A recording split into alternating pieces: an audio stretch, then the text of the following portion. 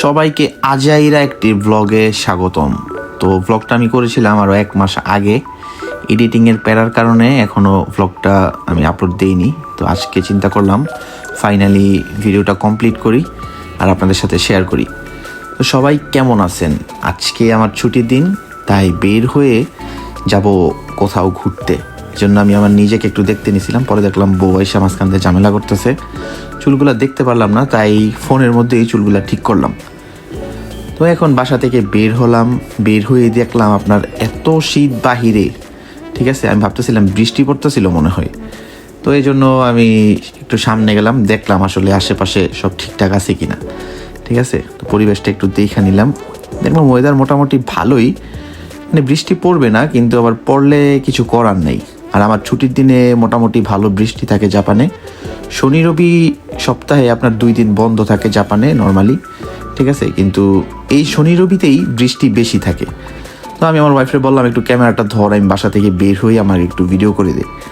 তো ও আমার কথা মতো ভিডিও করে দিল। তো আমি আবার একটু পার্ট নিতেছিলাম, ঠিক আছে। তো এখন যাব ডিরেক্টলি হচ্ছে আপনার উয়েনোতে।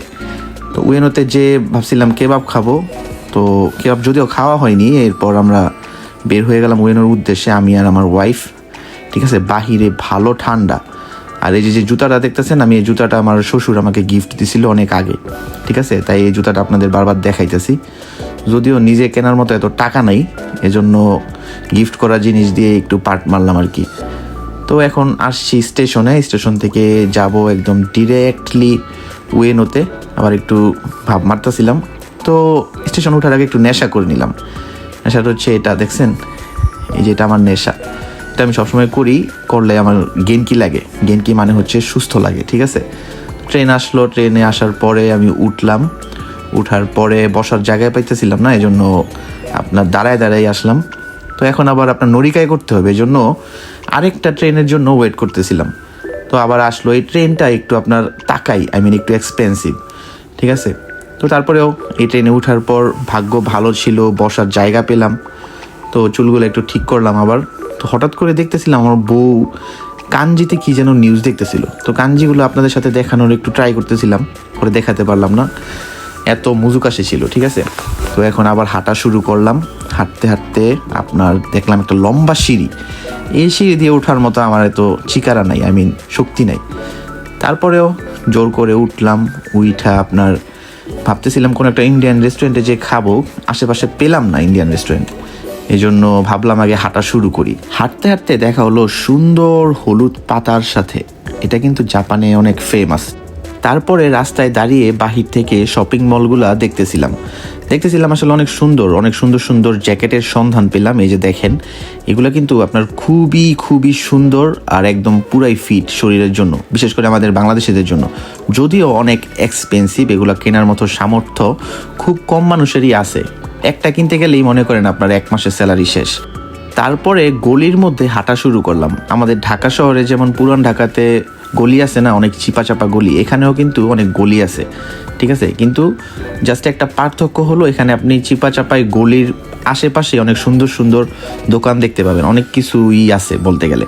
এই যে এখন আবার পেলাম জুতার সন্ধান। দেখেন এত এক্সপেন্সিভ, মানে এগুলা মানুষ কিনবে কিভাবে? 5 মান 6 মান টাকা। জাপানে স্টুডেন্ট ভিসাতে এসে এই জুতার স্বপ্ন দেখা আমি মনে করি যে একটা খুবই ডিফিকাল্ট। তারপরে আমি আমার নিজের জুতার দিকে তাকাইলাম, ভাবলাম আমার জুতাই সবচেয়ে বেস্ট, পৃথিবীর সবচেয়ে সুন্দর জুতা, ঠিক আছে। যেহেতু আমি ওগুলা কিনতে পারবো না, আর কেউ গিফট দিলে হয়তো আমি পড়তে পারি। তারপরে চলে এলাম শয়তানদের রাজ্যে। দেখেন কত শয়তানের মুখোশ ওরা সেল দিতেছে রাস্তায়। আমি একটা জিনিস চিন্তা করি, এগুলা কি মানুষ আসলেই টাকা দিয়ে কিনে?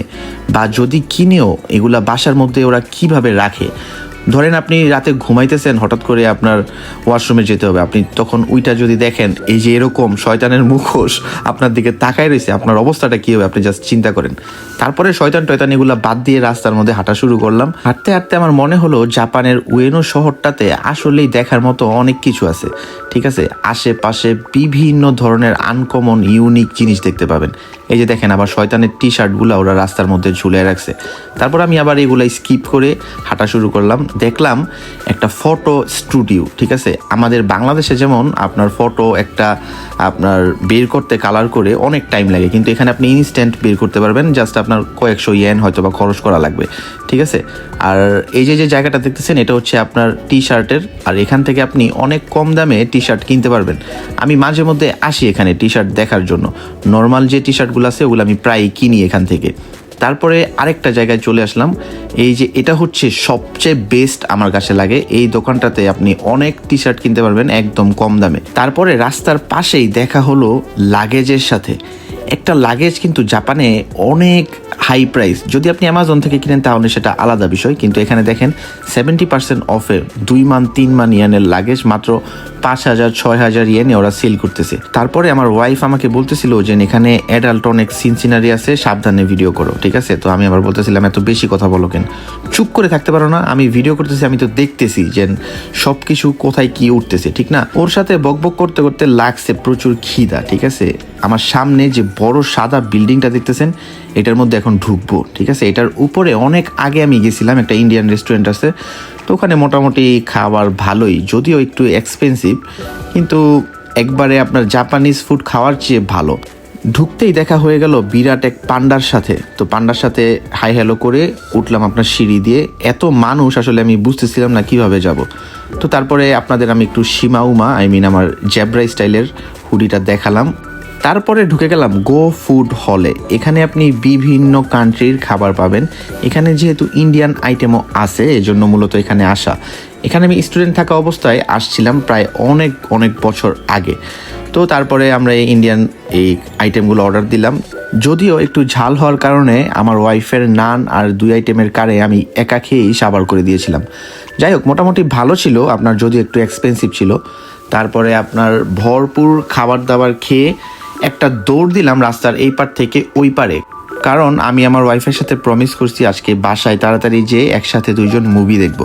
তো যেই কথা সেই কাজ, দৌড়ে চলে আসলাম আপনার উয়েনো স্টেশনে। দেখেন কত বড় ওরা ডিসপ্লে লাগায় রাখছে জাস্ট আপনার হাইলাইট করার জন্য। তো তারপরে আপনার ওই এলইডির দিকে একটু তাকায়া দেন আমি স্টেশনের ভেতরে ঢুকলাম, ঢুকে দেন 2 জনই বাসার উদ্দেশ্যে রওনা দিলাম। আশা করি আজকের ব্লগটি আপনাদের ভালো লেগেছে। এরকম ব্লগ পেতে চাইলে কমেন্ট বক্সে অবশ্যই কমেন্ট করতে ভুলবেন না। দেখা হবে নেক্সট ভিডিওতে। সবাই সে পর্যন্ত ভালো থাকবেন। আমি হাসান রাকিবুল, জাপান টোকিও থেকে জন।